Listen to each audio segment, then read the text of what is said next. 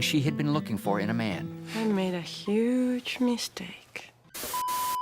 Now the story of a wealthy family who lost everything and the one son who had no choice. It's perhaps the most famous opening narration in sitcom history. It sets up a simple premise. Rich people lose money, chaos ensues. There are no shortage of dysfunctional families in television sitcom, but few as spectacularly implosive, as chaotically self-centered, and as deeply interdependent as the Bluths. Hard to accept that it's really come to begging. Please tell your friends about this show. It's not often that we can see a show was made way ahead of its time, but this one really was. With recurring jokes and the pace of the show, it was made to be binged. You know about her? Who? And Her? I fell in love with the show as soon as I started it. To me, it's quite literally one of the best casted sitcoms of our time. Usually I have a favorite in an ensemble cast like this, but I'm literally unable to pick one. They all had their moments. I couldn't imagine anyone else playing any of these characters. Just chef kisses. Something happened to Buster. He lost part of his body. I don't know which one. Arrested Development is often praised for its complex writing and layered jokes, but underneath the comedic surface of the stair car, the never need cutoffs, and the endless chicken dances lies one of television's most psychologically rich portrayals of intergenerational dysfunction. Hello. Hello. Hi. And while you're at it, let's all give me a big hand. The Bluth family are not merely a collection of eccentric characters, but a meticulously constructed psychological ecosystem. While the series is outwardly a satire of corporate greed and WASP affluence, its enduring genius lies in a scathing examination of family systems pathology. You always say family first? Yes, I do.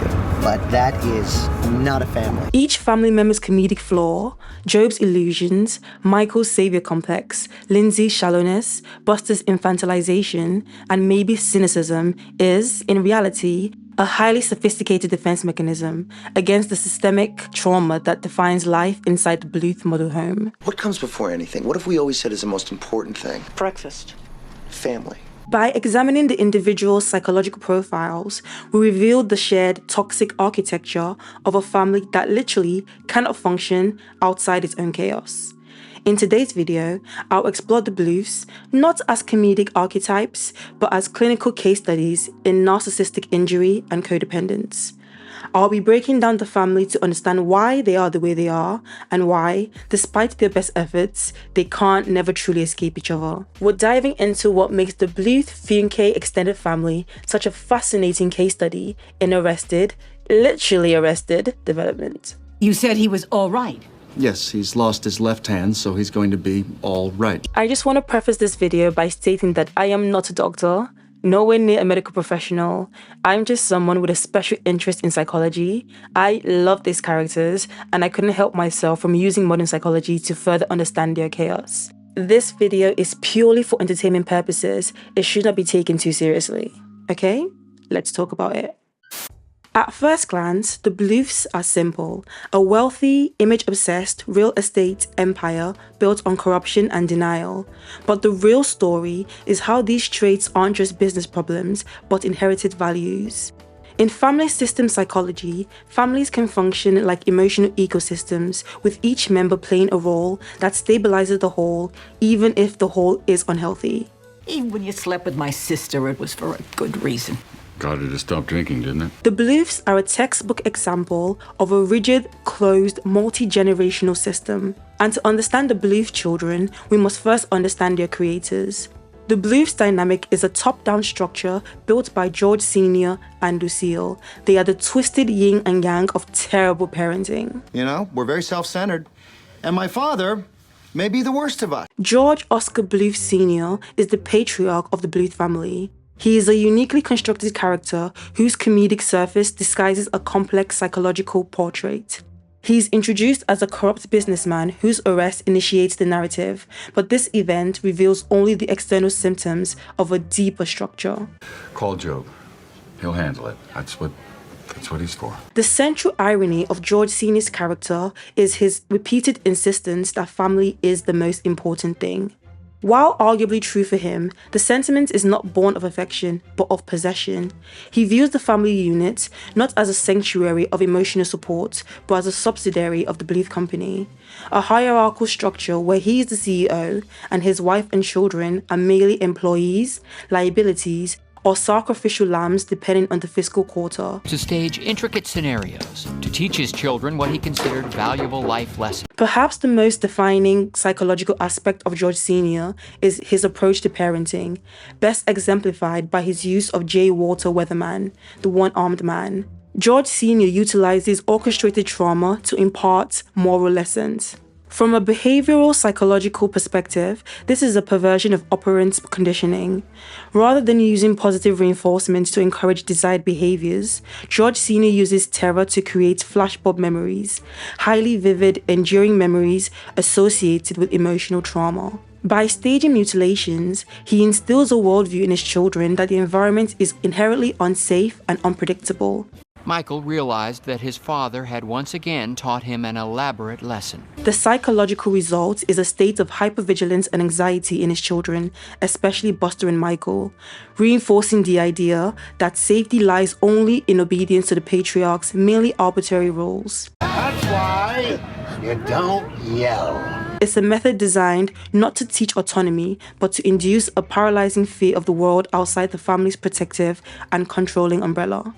His parenting style is an extension of his fraudulent business practices, built on deception, coercion, and the maintenance of a terrified dependent workforce.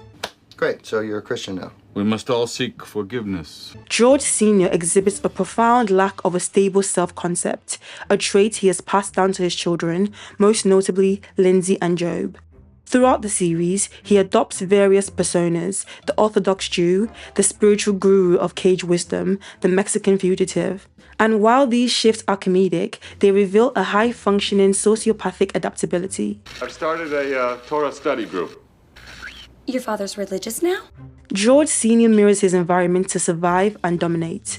In prison, he exploits religious structures not for spiritual redemption, but for social capital and protection, and later to market a video series. This chameleon-like behavior suggests that for George Sr., identity is merely another costume in the illusion of power. He teaches his children that authenticity is a weakness and that performativity is the key to survival. I don't have time for your magic tricks. Illusions, Dad. You don't have time for my illusions. This directly correlates to Job's need for illusions and Lindsay's constant shifting of charitable causes. They are mimicking their father's tragedy of identity as con artistry. Dad's alive. He's hiding in the attic.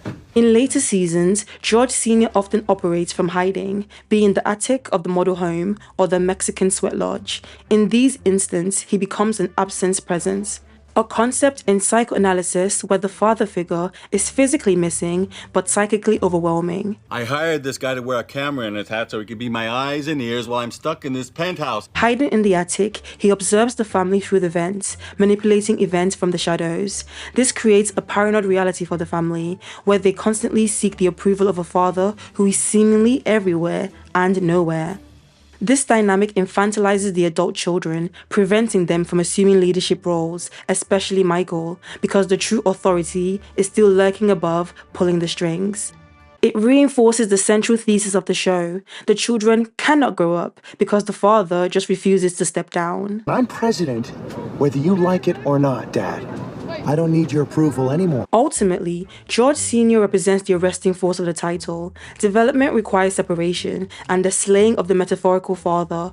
By refusing to be slain, by constantly reinventing himself, faking his death, and manipulating from the shadows, George Sr. denies his children the catharsis for succession. He is the architect of a psychological prison far more secure than the one he physically inhabited, ensuring that the Bluth family remains serving his sentence alongside him. When George Sr. was in charge, he had a habit of shooting down any idea Michael came up with. George Sr. Bluth is a case study in the destructiveness of the unchecked ego. This was a management tool that he used to keep Michael working for his approval. His psychological profile being a blend of authoritarian narcissism and manipulative adaptability property creates a family dynamic where love is a scarce resource to be hoarded and bargained for. He breaks his children's legs to ensure they can't walk, then offers them a crutch to ensure their gratitude. If that's a veiled criticism about me, I won't hear it and I won't respond to it. While George Sr. provided the blueprint for their dysfunction, Lucille laid the emotional foundation. And as destructive as she was, I'm sorry, but I love her. She's so funny. You seem more villainous than usual, Mom. Are you sober? Michael, it's 8 a.m. So it's not that. In the hierarchy of Arrested Development, Lucille represents the archetype of the devouring mother. A matriarch who refuses to allow her offspring to become individuals, consuming their autonomy to feed her own ego.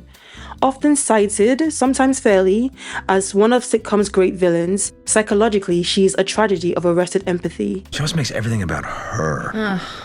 She's the last person everyone needs something from. Unlike George Sr., whose control is often external, coming from money, threats, or fear, Lucille's control is internal. She colonizes the mind of her children. She embodies the clinical traits of a malignant narcissist. Traits like grandiosity, a lack of empathy, and excessive need for admiration.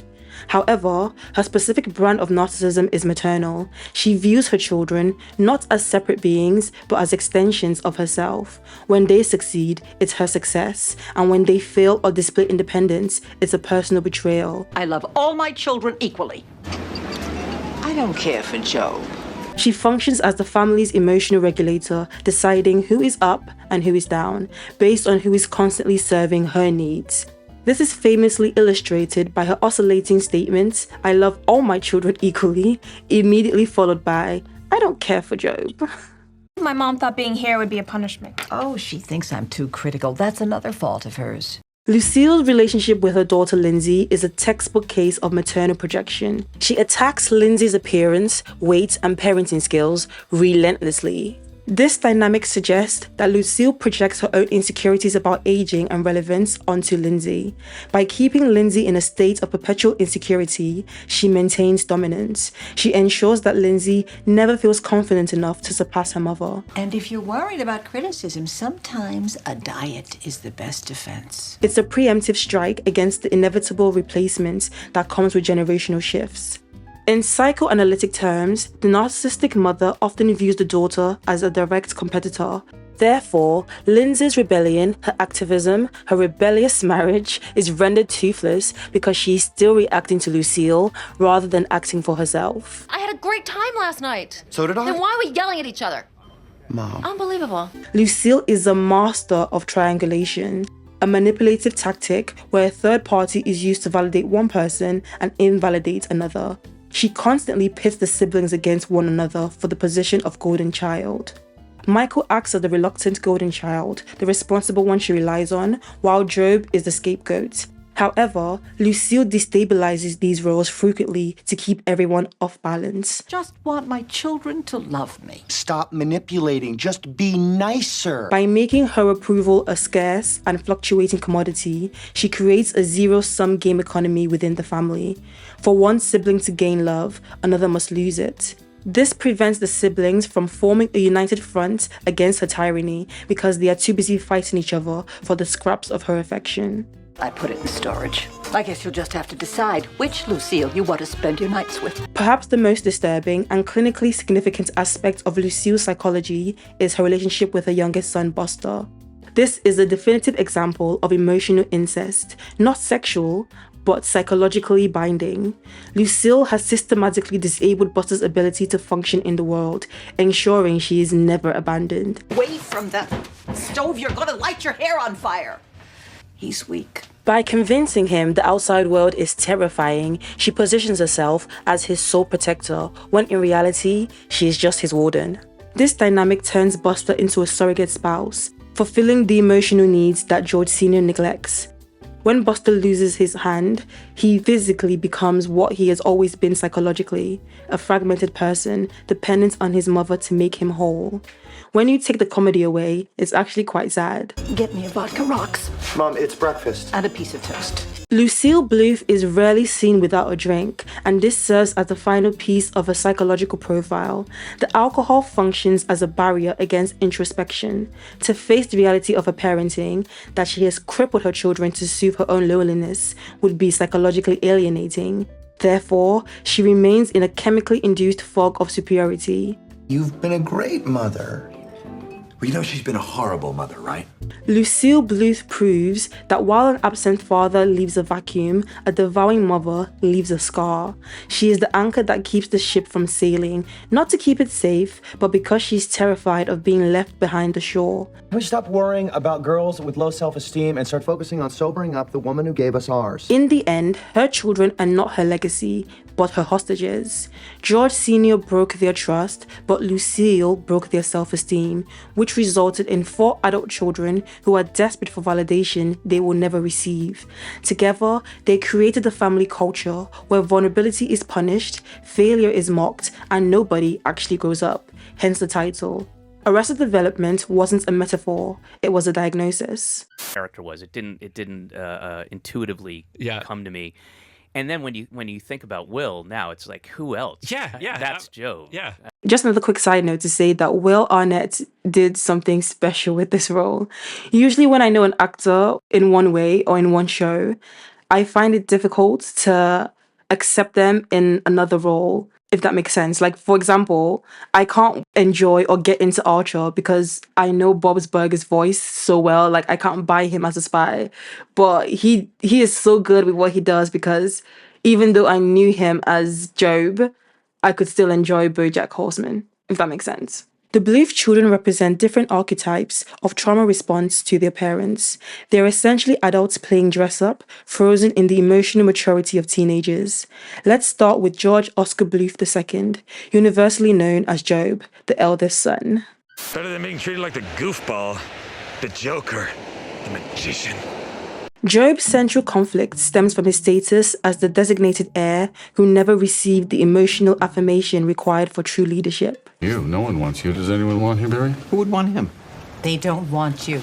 George Sr.'s relationship with him was defined by distant criticism and subtle sabotage. His father never saw him as a successor, but as a rival, or worse, a mere prop. This paternal dismissal inflicted a core narcissistic injury, a wound caused by his primary source of love and authority denying him his worth. This is the magic trick, huh? Illusion, Michael. Trick is something a whore does for money. In response, Job developed a compensatory identity, the illusionist. The magic is not just a hobby, it's his vocation, his shield, and his desperate plea for attention. Job's tricks, which rarely succeed, represent his life. They are elaborate, expensive, and ultimately hollow. He uses the illusion of control and spectacle to mask his crippling incompetence and profound insecurity about his business acumen and self-worth. Yeah, the guy in the $4,000 suit is holding the elevator, but the guy doesn't make that in 3 months. His uniform, like the expensive suits, the expensive lifestyle, and the Segway, are external symbols of power that he attempts to project. He is an alloplastic personality, attempting to change the external environment or how people perceive him, rather than addressing his internal distress. This relentless pursuit of spectacle and aggressive catchphrases are attempts to create the admiration, attention, and validation that his parents withheld, believing that if he is spectacular enough, he will finally be seen. Just trying to make you laugh, Dad. It's all I ever wanted. And Smith, the catcher, 3. Job's relationship with George Sr. is a continuous, unresolved Oedipal complex, played out through rivalry and submission. He constantly tries to prove his superiority, only to resort to desperate attempts to please his father. Oh, for God's... I called to talk to Michael, your horses. Job was hurt. Job's constant assertion of his birthright serves as an attempt to claim the patriarchal authority denied to him. This fuels his intense jealousy of Micheal, who, despite Job being older, receives the practical responsibility and consequently George Sr.'s time, which Job interprets as love. I'm the older brother. Please, do you even want to be in charge? No, but I'd like to be asked. When Job takes over the Bluth company, he treats this as a performance and not a responsibility. He doesn't actually want to run the company, he just wants his father's acknowledgement that he could run the company. But I'm the oldest. The matriarch, if you will. Sure, I will. The moment he receives an ounce of disapproval, he abdicates. And this rivalry extends to their personal life, most notably his absurd competitive relationship with Micheal over women like Martha and status. This highlights his inability to form meaningful, non-transactional adult relationships. What friends? Psychologically, Gob is the most direct example of infantilization. He exhibits the emotional maturity of an insecure, pre-adolescence boy, a condition enforced by his mother Lucille. This causes Gob to rely on external mechanisms like the Segway, his magic tricks, his $4,000 suits to regulate his emotions. When a trick fails or he is criticized, he throws tantrums. He cannot process shame or disappointment constructively. Because she doesn't know how little I care for Gob.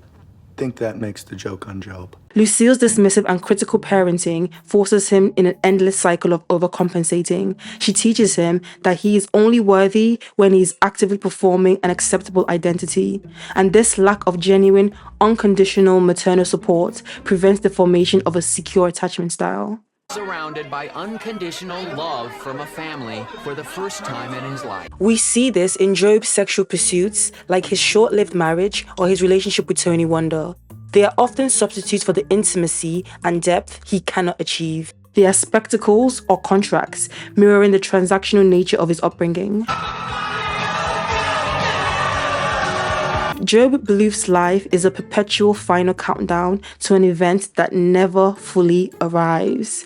His psychological tragedy is his inability to integrate his true self, being the frightened, insecure boy, with his constructed self, the self-assured magician. Happened to me on the boardwalk today. They were laughing at me. Me! He is trapped in a compulsive repetition cycle where he attempts a grand illusion or a business scheme, fails publicly, experiences catastrophic shame, asserts a quick, aggressive lie, and then immediately begins planning the next, even more grandiose attempt. You can bail yourself out next time. I've never admitted to a mistake. He is incapable of genuine growth because admitting failure would mean admitting that the narcissistic injury is real and that mask would shatter. Gob remains the ultimate symbol of the Bluth family's emotional stagnation, a child forever riding a Segway, desperately seeking validation in the grandest, most absurd way possible. This is Micheal Bluth.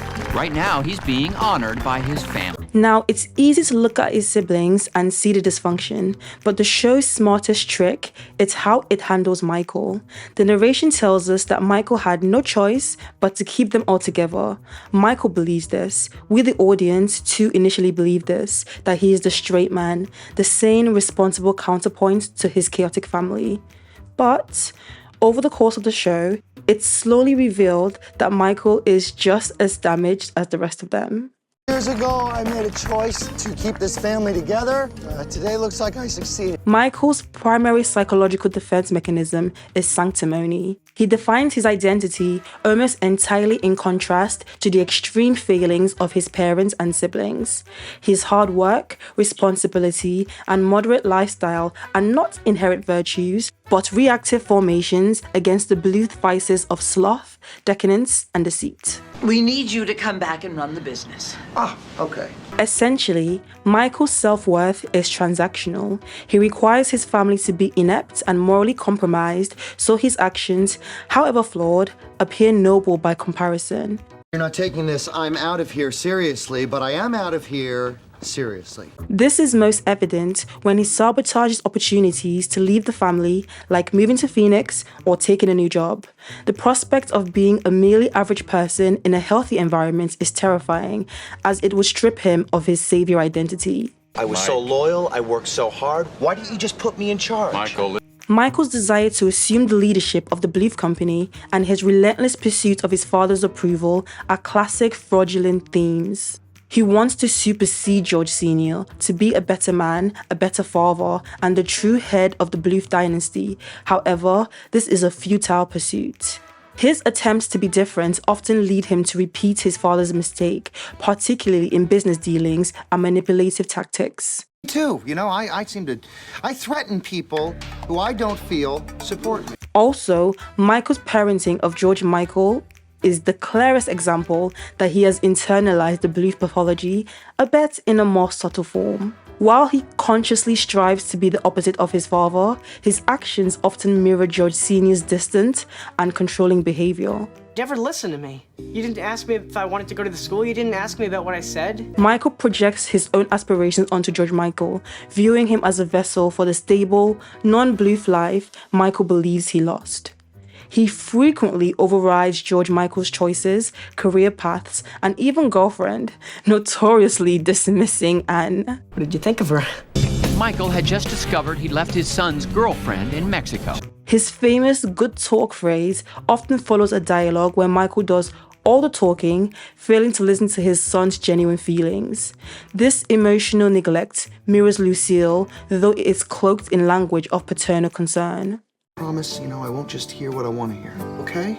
I love my cousin. Love you too, pal. Michael's intense attachment to George Sr. is not purely protective, it's codependent. Since the death of his wife, Tracy, George Michael has served as Michael's emotional anchor and his only undisputed source of validation. Your kid lead his own life. Please, he loves this, am I right? Actually, When George Michael attempts to achieve independence, like going to college, Michael's response is immediate and intrusive, designed to re-establish the need for the father. I mean, he not only enrolls in the same school, but forcibly moves into his son's dorm room. You want your space for me? Look, listen, hey, look. Michael's romantic life is a reoccurring pattern of self-sabotage, indicating a fear of genuine, non-family intimacy. Michael had always thought of himself as that great a guy.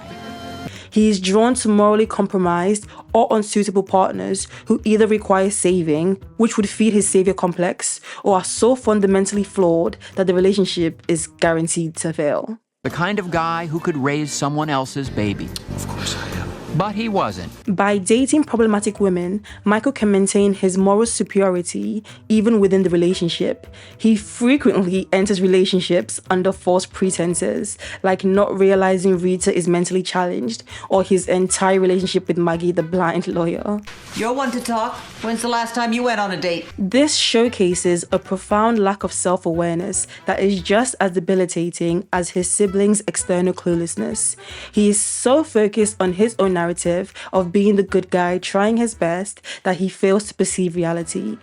I didn't know until they told me. No, I'm just a narcissist who is too self-involved to see the truth. The death of his wife Tracy represents the last time Michael had a truly healthy, non-Bluth attachment. You know what? You're always looking for things to get between us.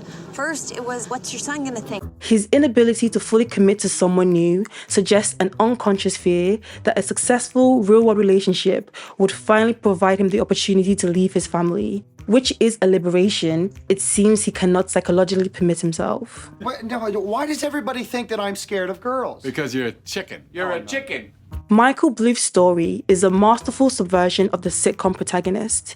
He is the functional narcissist who performs decency to mask his deep-seated need for control and superiority. I did it again, didn't I? I'm so self-centered. He cannot leave the Bluths because they are the necessary stage for his performance of martyrdom. His attempts to save the family are merely attempts to secure his own position at the top of the moral hierarchy. Maybe the reason why you always come back is because you need us more than we need you. As the series progresses, Michael's mask slips, and the audience realizes he's not the anchor of sanity, but the highly manipulative linchpin in the dysfunction. He is the one who chooses to remain in the model home, forever caught in the gravity of the Bluth pathology. Suddenly he's too much of a big shot to brush mother's hair. Well, I'm not... And then we have perhaps the most visible casualty of the family's dysfunction, Byron Buster Bluth. While his siblings engage in complex defense mechanisms, Buster's pathology is one of complete emotional and physical paralysis, directly attributable to the suffocating control of his mother, Lucille. She's better looking than the whores you date. Don't call my escorts whores. Mom still got it! Buster's psychological state is a perfect mirror of Lucille's manipulation. She established an almost incestuous, again emotionally, not physically, relationship with Buster, casting him in the role of her surrogate spouse and constant companion. Buster's survival depends entirely on fulfilling Lucille's emotional needs and maintaining her approval.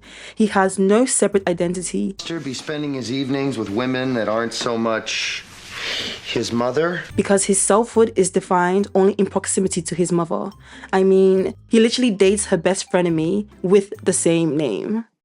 Did you just drop the 2 after my name? Oh, I hope not. When Lucille requires a confidant, a martini partner, or an emotional punching bag, Buster is always available. Lucille systematically taught Buster that the outside world is terrifying, a dangerous place where he wouldn't be able to survive. You know, Mom, if you want an operation that's really going to help him, you ought to have them finally cut that cord. By convincing him of this fundamental weakness, she induced a state of learned helplessness. This ensured his geographical and emotional dependence, his panic attacks, and agoraphobia are more than just quirks. They are the ingrained psychological response to a world his mother mandated as hostile. The result is a man frozen in an infantile state, incapable of simple adult tasks like tying his shoes, driving, or sustaining a non-familial relationship. Watch out for Lucille! Let him come on, Lucille! And then a seal bites off his hand. Buster's physical trauma of losing his hand to a seal during a brief rebellious attempt at independence is perhaps the most potent psychological symptom in the series. The loss of his hand happens precisely when Buster attempts to assert agency by joining the military. The C, which is a symbol of the unknown and the unconscious, immediately punishes this attempt at separation. And Lucille's reaction is to reintegrate the trauma. She exploits his injury for sympathy and controls his recovery, further solidifying her dominance. The hook hand itself functions as a permanent, visible reminder of the consequences of trying to escape the nest. It's like a golden handcuff, a sad trophy symbolizing his lifelong commitment to codependency. There a girl in your life? Well, I would hardly call my mother a girl. Buster's few attempts to establish an independent identity often revolved around seeking an alternate authority figure, often a substitute for the distance of George Sr. His enlisting in the army was a desperate, socially approved attempt at masculine individuation. It serves as a formalized structure that might succeed where his personal will had failed. However, the military environment proved too harsh for him, and he quickly retreated to the safety of Lucille's control. I think you might be overreacting. She changed him as a baby. Dating Lucille too. Crazy. But dating Lucille too represents his most direct attempt to replace the dominant matriarch. It's a classic move in codependent recovery, replacing one addiction, Lucille 1, with another, a new similar dependency. Sounds a little bit like dating Mom. It's starting to feel a little like it.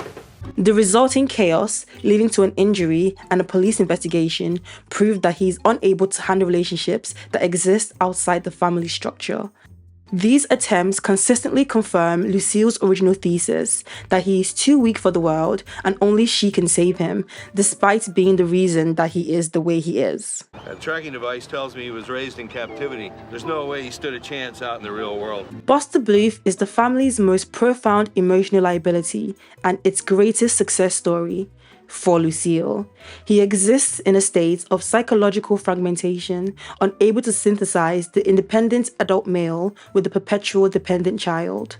But you don't want to make the same mistake your mom made with Buster. Yeah, boy. What happened there? His journey is a bleak commentary on the failure of nurturing. He is the ultimate demonstration of what happens when a child is loved conditionally and primarily as a source of narcissistic supply. It was the 11 months he spent in the womb. And the doctor said there were claw marks on the walls of her uterus. Buster's inability to grow up is not a choice. It's an unfortunate permanent condition imposed by his environment, leaving him forever confined to the dumbwaiter, oscillating between the penthouse with his mother and the model home with his siblings, never truly reaching the ground of independence. Actually, I'm kind of the charitable one of the family. I think it's best if you got a job. Don't worry, I didn't forget about Lindsay. Lindsay Bluth-Funke represents the Bluth family's most overt expression of identity fusion, a psychological state characterized by a lack of self-concept, constantly seeking external validation through shifting roles. She is driven by a fundamental insecurity instilled by her mother and a fear of genuine commitment inherited from her father. Lindsay's life is a never-ending performance of morality. Lindsay had always been celebrated for her wine and cheese charity fundraisers. I'd say Lindsay's life choices are primarily a reaction formulated against the cruelty and materialism of her mother. Because Lucille represents conservative materialistic affluence, Lindsay, in response, embraces left-leaning, often contradictory activism. Her causes, while sounding noble, are often characterized by superficial engagement and are quickly abandoned the moment they require actual sacrifice or hard work. She's such a hypocrite. Doesn't it drive you nuts? Crazy. Wait, who is which part? My mom. She's not committed to the causes themselves, but to the identity of being committed. By engaging in performative activism, Lindsay attempts to secure the moral high ground she believes Lucille forfeited. This allows her to judge her family while avoiding the introspection regarding her own profound shallowness and selfishness. Her activism becomes a social costume, as disposable has an increasing impractical clothing. We're having Lindsay chops. I wanted to be prepared in case some bully at school is as clever as I am. No bully ever would be. Lucille's lifelong critique of Lindsay's body instilled a crippling body image neuroses. Her preoccupation with her appearance and clothing is a direct psychological legacy of her mother's control, revealing that despite her rebellion, she is still trying to seek external validation for her physical worth. Are you kidding me? This is the happiest I've been since the day I got my new nose. Perhaps Lucille's greatest struggle is her fundamental lack of an internalized identity outside her reaction to her family. The revelation that Lindsay was adopted adds a powerful layer to her identity confusion. Subconsciously, she may have always felt like an outsider, leading to her constant attempts to try on new selves. She is always searching for the real Lindsay, unaware that she must construct one and not just discover one. Put up this wall. Despite her claims of being a liberal progressive, Lindsay is deeply materialistic and relies entirely on the Bluth funds. Little Miss lives off the land, is living in my penthouse. Okay, so you figured it out. Her rejection of money is merely a performance and not a belief. When the money dries up, her principles disappear, proving that her lifestyle, even her rebellious one, requires the financial cushion provided by the system she claims to despise. As a youthful act of defiance, Lindsay married this man. And her marriage to Tobias Fünke is perhaps her greatest and most complex defense mechanism. The relationship is less like a partnership and more of a mutual alibi against self-reflection. Oh, no, I'm not in the group yet. No, I'm afraid I just blew myself. Tobias is the antithesis of the typical Bluth alpha male. He is emotionally volatile, sexually ambiguous, and utterly lacking in financial acumen. By marrying him, Lindsay simultaneously rebels against her parents' expectations and creates a partner whose failure makes her own shortcomings less significant. He left me at home. You do remember you have a daughter, right?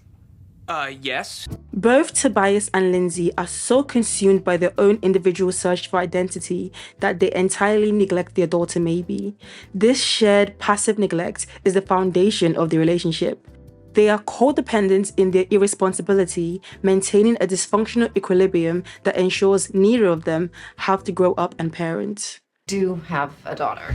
I was just on autopilot before when I said we didn't. I should have caught that. Lindsay's frequent emotionally detached affairs and her brief chaotic attempts at separation are less about finding genuine love and more about validating her desirability, a core need planted by Lucille's criticism. I just assume you wanted a holy trinity. Absolutely not. We're a happily married couple. Her inability to commit to an affair or a separation mirrors her inability to commit to an identity, leaving her tethered to Tobias because he's an essential component of her stable dysfunction. Overall, Lindsay Bluth-Funke is a tragic illustration of a personality defined by absence. She is the void left by a childhood that emphasizes personality over authenticity. She uses political ideology as her moral wardrobe, her husband as her scapegoat, and her daughter as an afterthought. The apple does not far from the tree fall. I am like you nothing. Her greatest fear is not failure, but stasis, the realization that she is indeed exactly like her mother, vapid and materialistic, but with a better wardrobe and a liberal arts degree. I'm a political activist. Oh, you're a lot more like me than you know, sister. Lindsay is forever standing at the edge of the Bluth model home, dressed for a protest she won't attend, staring in a mirror that reflects only the identity she has chosen to try on that day. I just want to let you guys know how hard it was for me to record this next section with a serious voice and not laugh. I did try my best. And this is I'm a Bad, Bad Man from Annie Get Your Gun. And then there's her husband, Tobias Fünke, the family's famous in-law. He embodies the profound case of identity fragmentation rooted in profession-based escapism and repressed sexuality. Stop it! I am so sick of hearing about acting. Okay. Tobias's entire existence is defined by his relentless, inappropriate pursuit of acting. This fixation is not a simple career aspiration, but a strong psychological defense mechanism known as sublimation. Sublimation is when socially unacceptable urges or anxieties are channeled into socially, or in his case, semi-socially acceptable activities. I'm not gay. No, Lindsay, I want to be an actor. Tobias's desire to become an actor is the ultimate form of escapism. On stage, he is able to take on a fully formed identity, giving him temporary relief from the terrifying ambiguity of his real-life self. The theatrical world allows him to endlessly try on new personalities and discard them, avoiding the responsibility of establishing a genuine, stable self-concept. An analyst and a therapist, the world's first analrapist. His career as a therapist, specializing in analytics, making him the world's first anal rapist, is a comedic illustration of his identity diffusion. He cannot distinguish between the professional roles he holds and the professional self he seeks. He tries to analyze his own life through a clinical lens, but his profound lack of self-awareness means the diagnosis is always misguided and externally focused. I think you may have developed what we in the soft sciences refer to as obsessive-compulsive disorder. He can see the pathology in everyone else but himself. Tobias's attempts to process his life through the method, internalizing every interaction as fodder for his craft, ironically only further removes him from genuine human connection. Tobias was a never nude, which is exactly what it sounds like. The never nude syndrome is the most overt psychological symptom of Tobias's repression, likely stemming from deep-seated body shame and unresolved sexual confusion. He, she, what's the difference? Oh, here. In the dark, it all looks the same. The denim cutoffs, always worn, represent a psychological armor against vulnerability and intimacy. It is a literal boundary that prevents him from being fully seen or accepted. This external constraint reflects his internal repression of his sexuality, something that is repeatedly hinted at but never explicitly dealt with. There are very few intelligent, attractive, and straight men in this town. Well, that certainly leaves me out. The never nude condition is intrinsically linked to his dead marriage with Lindsay. The relationship is characterized by a complete absence of intimacy, which obviously suits Tobias's underlying anxiety about performance and commitment. I mean, I understand you not wanting to do it on film, but you can't even get undressed in front of me. By being physically inaccessible, he preemptively protects himself from the intimacy he craves but fears. Tobias is trapped in a cycle where his defenses are the very obstacles that prevent him from achieving the emotional connection, sexual or otherwise, that he truly desires. I've been in this family for 16 years, and I don't think we've ever had a conversation. Tobias's entire struggle with the Bluth family can be viewed as an attempt to overcome his outsider status and gain entry into their highly exclusive, a bit toxic system. You're a medical doctor and you're living an absurd fantasy as an actor. It's time to get real. He seeks validation, not just as an actor, but as a Bluth, adopting their habits, language, and schemes, desperately trying to prove he belongs. He internalizes their patterns like deceit and self-centeredness, but lacks the core malice and competence required to execute them successfully, turning him into a harmless, if anything, frustrating nuisance. There's a psychological concept known as denial. He is also constantly denying his reality, denying his job loss, claiming it's a break, denying his personal emotional needs by channeling everything into acting, and his dead marriage by maintaining separate rooms and at one point working in the house as a maid in disguise. Since moving out, Tobias had been pretending to be a British housekeeper. His constant state of denial is a key coping mechanism developed to deal with the overwhelming emotional hostility of his in-laws, particularly Lucille. The Bluths make him feel worthless, and he responds by adopting roles that claim to be worthy. You are a worse psychiatrist than you are a son-in-law, and you will never get work as an actor. Tobias Fünke is a comedic yet profound portrait of self-alienation. He is a man always engaged in a dramatic performance for an audience of one. Himself. And scene. He does this in hopes that he might finally identify the character he's supposed to be playing. His anal rapist career is emblematic of his entire life. Two fields fused into one clumsy, entirely unsuccessful identity. That he sometimes did speak in a misleading way. Daddy needs to get his rocks off. His linguistic slips, which I will admit is one of my favorite things about the character, acts as an accidental window into a psyche that refuses to face its own needs. I am surprised, though, that she's going after somebody so similar to my own type. He recasts every personal shortcoming as an artistic journey, externalizing responsibility while insulating himself from introspection. It's when a thought is so hateful that the mind literally rejects it. He is the ultimate example of a person so terrified of his own internal emotional complexity that he builds a wall of denim and elaborate roles to avoid looking inwards. The man inside me, for Lindsay, my rock. Tobias Fünke is the man inside himself, desperately trying to act his way out. With your marital problems, saying, "Oh, help me, Michael. I think my husband might be..." The Fünkes act as the Bluths' distorted funhouse reflection. They share the same dysfunction, just wrapped in a different aesthetic. They mirror the Bluths, but through a lens of identity confusion and chronic denial. You're one more lie out of this family. Oh, there's the woman I'm sexually attracted to. To put it simply, their marriage is a sham, a mutual agreement to pretend to be a functional couple to avoid facing their own realities. They're in this perpetual dance of mutually reinforcing delusion, unhappy but comfortable, disconnected but dependent. Starting to see why you want that divorce. Yeah, well, actually, I've been thinking. Their marriage survives, not because it works, but because neither of them can emotionally afford the clarity required to end it. As a couple, the Fünkes maintain stable dysfunction. No improvements, no collapse, only continual mutual avoidance. But I suppose we all do expose our inner desires, don't we? I think you just did. While the older Bluths are stuck in emotional stasis, George, Micheal, and Maeby represent the accidental consequences of a dysfunctional ecosystem. Because children adapt to family dysfunction in predictable yet individualized ways, George, Micheal, and Maeby offer a striking contrast. You are George Micheal. Who's cooler than you?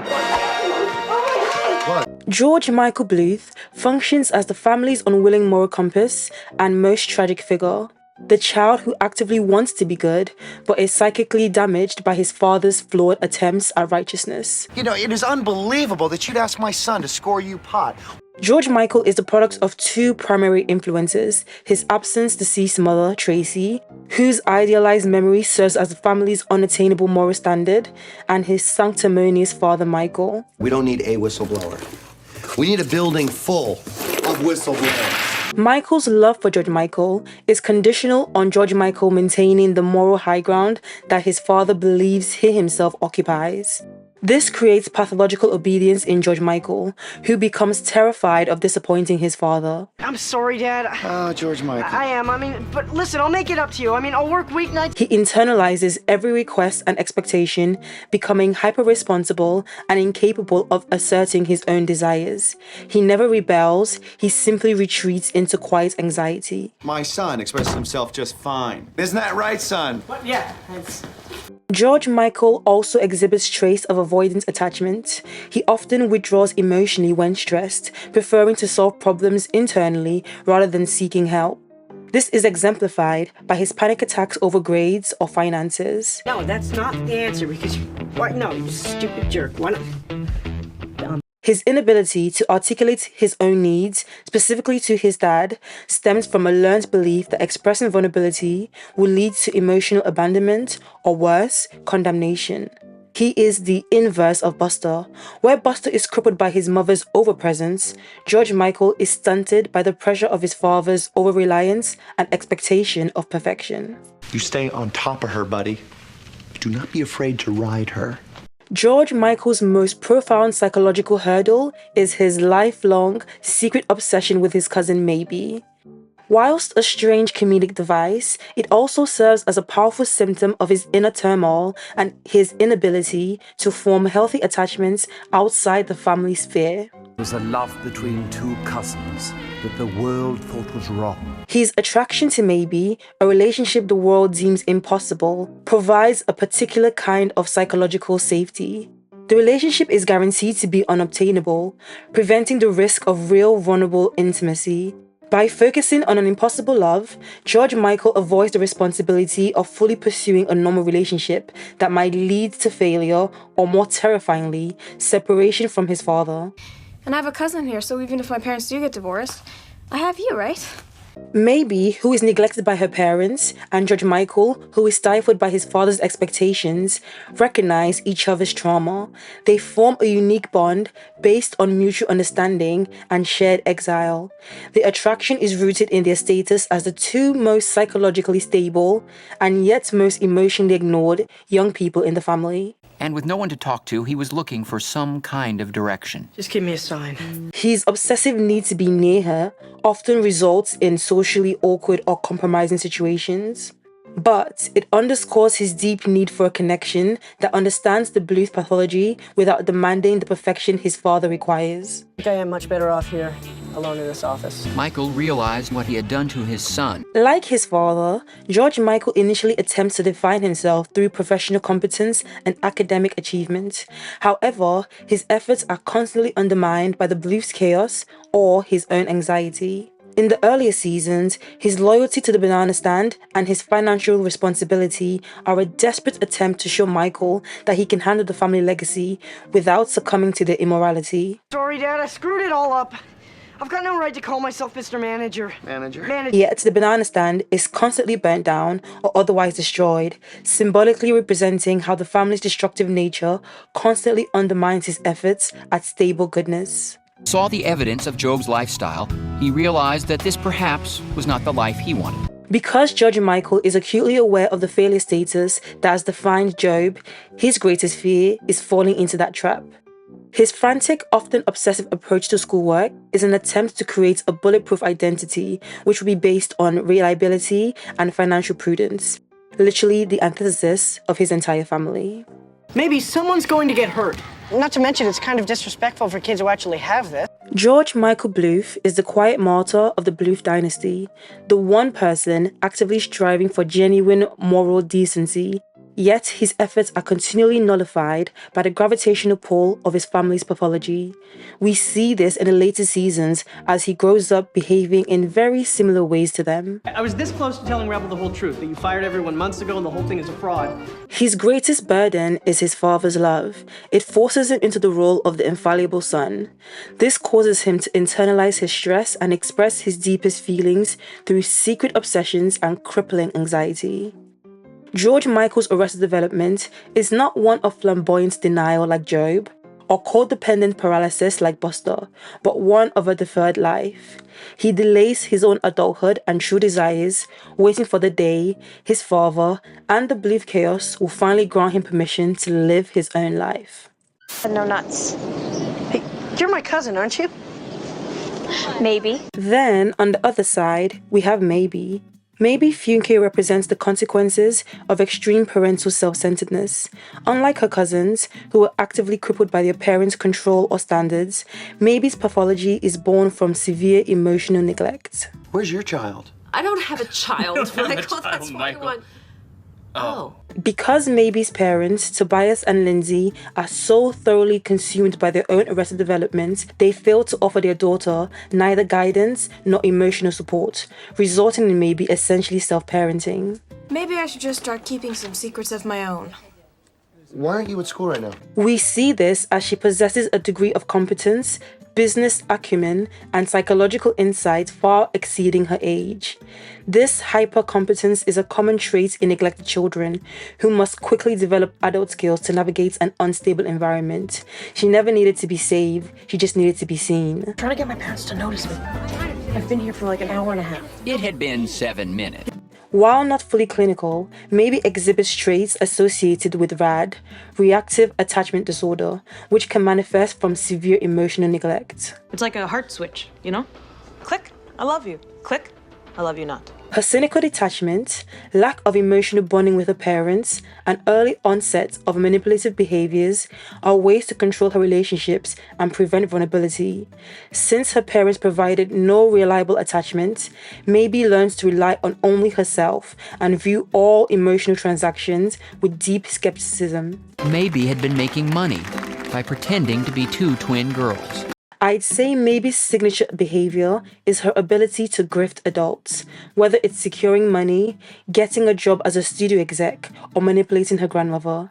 Her schemes are rarely motivated by pure financial greed like George Sr., but by a profound, unfulfilled need for attention and structure. Referring to the premiere of a film from the studio where she had conned her way into a job. By becoming a studio exec at age 15, she forced adults to take her seriously. She sought the kind of attention, like power and respect, that her parents never bothered to give her at home. Her elaborate lies and cons are ultimately attempts to create artificial boundaries and rules in a life devoid of them. Do you want it? I do now. That'll show her for trying to punish me. Her relationship with Lucille is often her most effective emotional tool.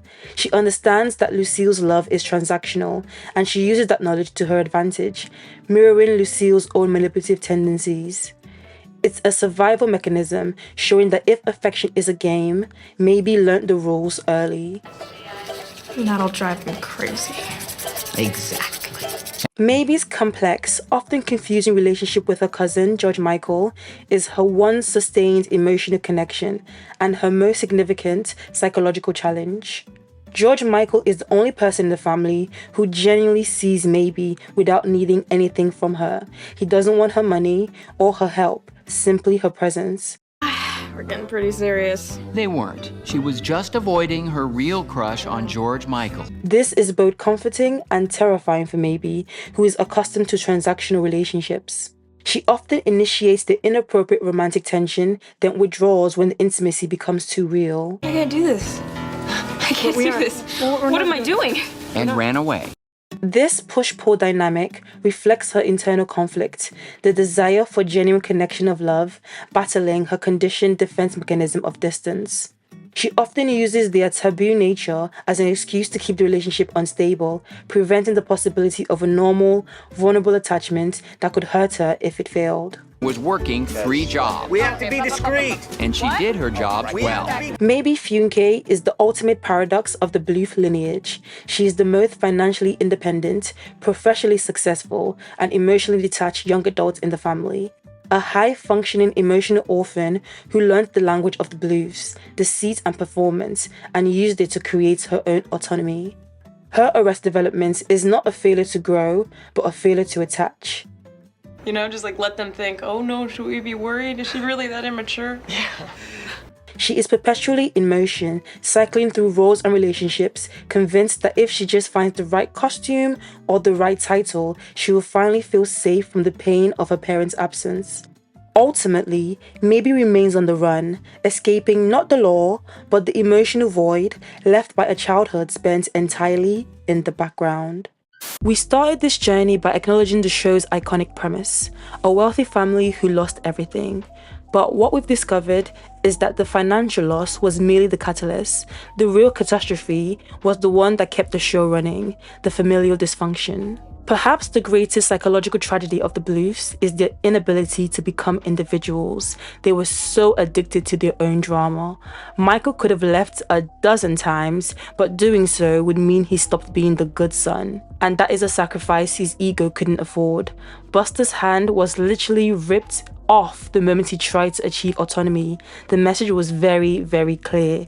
Escape is catastrophic. They hated each other at times, schemed against each other, inflicted constant emotional damage, yet couldn't sever the tie. Why, you may ask? Well, because the pathology they share is the only language they truly understand. Their chaos was their comfort zone. We always said is the most important thing. Breakfast. Family. Arrested Development isn't just a comedy of errors, it's a genius, painful satire on the American dream of family, showing us what happens when love is entirely conditional and the pursuit of money and material wealth trumps basic human decency. They may have been wealthy, but they were emotionally bankrupt. And that, more than any banana stand fire or corporate fraud, is why they remain arrested. Like I said at the beginning of this video, it was made purely for entertainment and out of love for the show and the characters. It should not be taken seriously. But what do you think is the most defining psychological characteristics of the Bluth family? Do let me know in the comments. And also, if you enjoyed the video, please like and subscribe for more. Also, don't forget to hit the notification bell to be notified when I release my next video. Always money in a banana stand. And there's always more analysis to be made. That's all for today. Thanks for watching, and I'll see you in the next one. Bye!